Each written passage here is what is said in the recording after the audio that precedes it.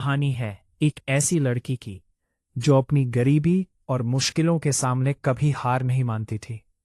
जिसकी जिंदगी में दुख, जिम्मेदारियां और आंसू तो बहुत थे, लेकिन फिर भी उसके चेहरे पर हमेशा एक छोटी सी मुस्कान रहती थी। उसे नहीं पता था कि एक दिन अचानक उसकी किस्मत बदल जाएगी और एक गरीब गांव की लड़की अमीर बंगले की बहू बन जाएगी। लेकिन उस बड़े घर में कदम रखते ही उसकी जिंदगी आसान नहीं, बल्कि और भी मुश्किल होने वाली थी।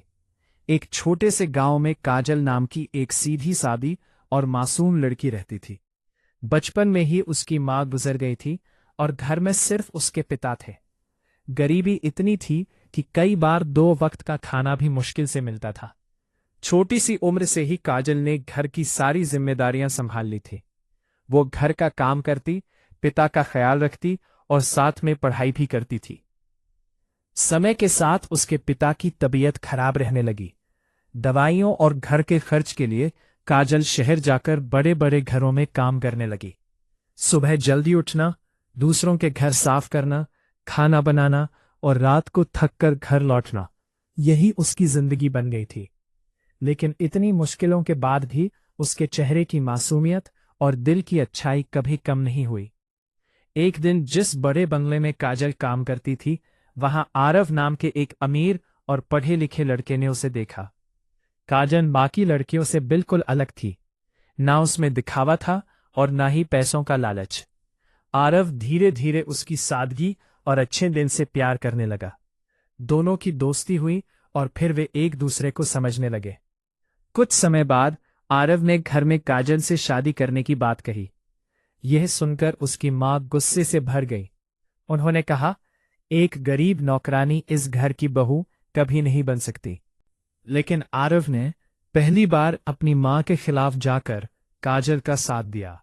उसने कहा, इंसान की पहचान उसके पैसों से नहीं, उसके दिल से होती है। आखिरकार दोनों की शादी हो गई।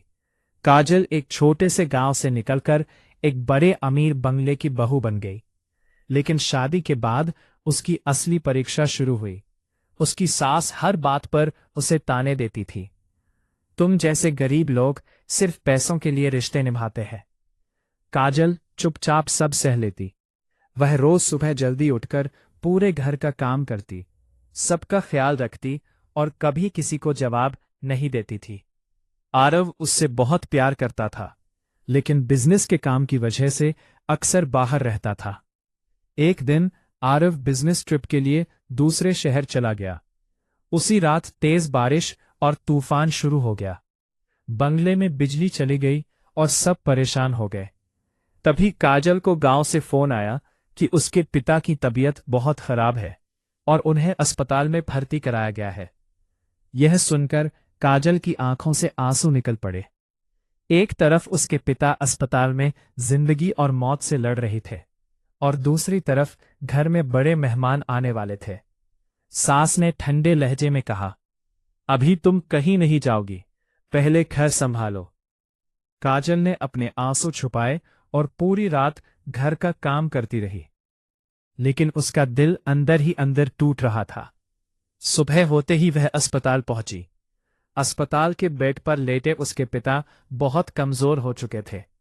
उन्होंने काजल का हाथ पकड़कर धीरे से कहा, बेटा, मुझे अफसोस है कि मैं तुझे कभी अच्छी जिंदगी नहीं दे पाया। काजल रोते हुए बोली, आप ही मेरी दुनिया हो पापा, आपके बिना मेरा कोई नहीं।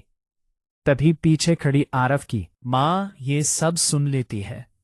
पहली बार उन्हें काजल का दर्द समझ आता है। उन्हें एहसास होता है कि काजल ने कभी पैसों या अमीरी के लिए रिश्ता नहीं निभाया। वो सिर्फ अपनों के लिए जी रही थी। उनकी आंखों में आंसू आ जाते हैं। वो धीरे से काजल के पास आकर कहती है, मुझे माफ कर दो। मैंने तुम्हें सिर्फ तुम्हारी गरीबी से पहचाना, तुम्हारे दिल से नहीं। काजल भावुक होकर उनके गले लग जाती है।